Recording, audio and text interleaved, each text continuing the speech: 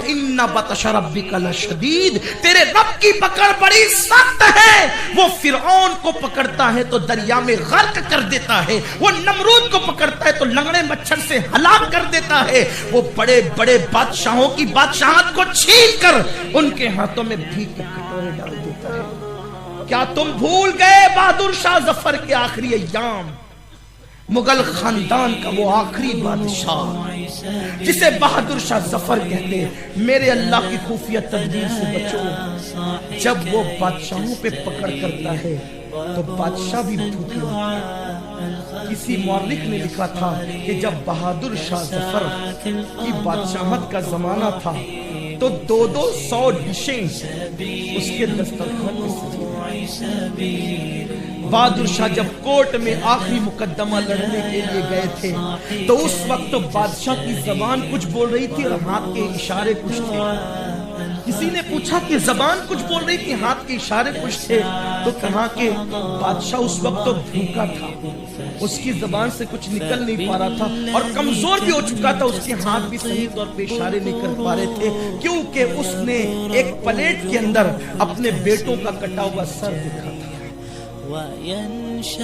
कौन ये कह सकता था, तसव्वुर कर सकता था कि वो मुगल जिनकी शौकत और तनतने का हाल ये था कि उनके सामने लोग सर ऊंचा करके खड़े भी नहीं रह सकते थे, उनके आखिरी बादशाह को नाश्ते में बेटों का सर काट के दिया जाए और जेल में उस बादशाह को मौत आएगी।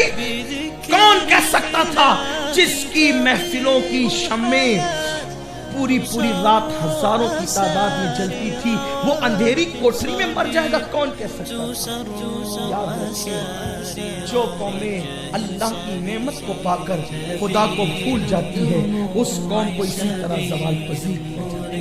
वो तो बादशाह थे, तुम क्या हो? थोड़े से मालदार और ताजिर बनते हो तो पैर जमीन पे नहीं टिकते। मस्जिद में चंदा देने के लिए आपको मंदी का बहाना है और अय्याशियों पे खर्च करने के लिए आपके दिल इतने बड़े हो गए हैं कि हजारों लाखों आपको कुछ नजर ही नहीं आते। बड़ी माजरत के साथ, जो खुदा देना जानता है वो खुदा छीनना भी जानता है।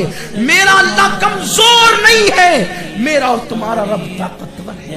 अगर अपनी अल्लाह की दी हुई नेमतों की नाकदरी करोगे तो मरने से पहले खून के आंसू रोगे।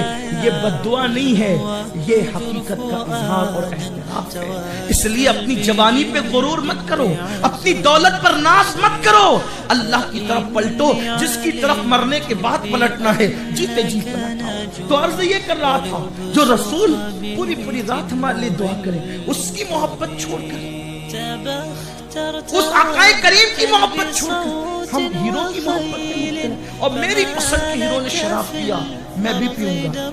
याद रखना, हमारा मजहब तो ये कहता है कि अपने नेकों की नकल में भी बुराई में उनकी नकल न करो। अपने नेकों को भी देखो कि जो अच्छा करते वो अच्छा करो और अगर कोई बुरा करते तो उसको छोड़ो। जब हम नेकों की नकल में गुनाहों के पाबंद नहीं है तो हम हीरो की नकल में गुनाहों के पाबंद कैसे हो गए? और शराब का नुकसान क्या है?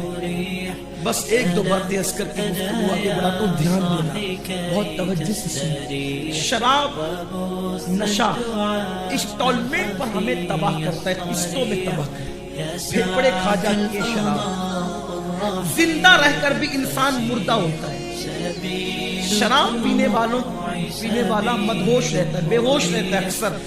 उसके बच्चे की तालीम, उसके बच्चों की तरबियत। शराब पीने वाला बीवी की इज़्दिवाजी जिंदगी के हवाले से संजीदा नहीं रहता, बल्कि वो वजीफे ज़ौजियत में भी बीवी को मुतमईन नहीं कर पाता। इससे ज्यादा बाहया अल्फाज मेरे पास इसके लिए नहीं है। वजीफे ज़ौजियत में भी वो अपनी बीवी को मुतमईन नहीं कर सकता शराबी। नतीजा ये होता है, अगर शरीफ है तो घुट घुट के जीती है और अगर थोड़ी सी शौखी आ गई है तो किसी और से ताल्लुकात बना करके बदकार बन जाती है। इन्ना बतश रब्बिका